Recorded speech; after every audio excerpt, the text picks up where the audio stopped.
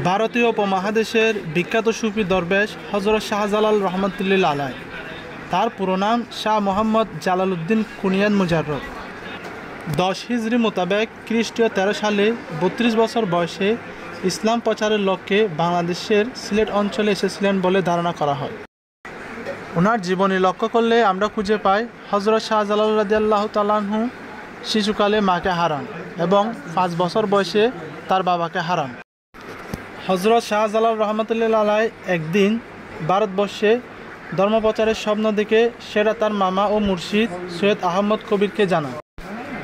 ভারতবর্ষে যাওয়ার অনুমতি পাওয়ার পর যাত্রাকালে হজরত কবির শাহ হজরত শাহজালালের হাতে এক মুঠো মাটি তুলে দিয়ে বললেন, যে স্থানে এই মাটির গন্ধ ও বর্ণের মিল এক হবে সেখানেই ধর্মপ্রচারের জন্য আস্তানা গড়বে। মুর্শিদের দোয়া নিয়ে হজরত শাহজালাল রহমতুল্লাহ আলাই ধর্মপ্রচার অভিযানে আরবের মক্কা শরীফ হতে একা একাই যাত্রা শুরু করেন। তিনি দিল্লিতে আসার পর হজরত নিজামুদ্দিন আউলিয়ার সাথে সাক্ষাৎ হন। হজরত নিজামুদ্দিন আউলিয়া তাকে এক জোড়া সুরমা রঙের কবুতর উপহার দিলেন, যা আজ পর্যন্ত জালালি কবুতর নামে খ্যাত।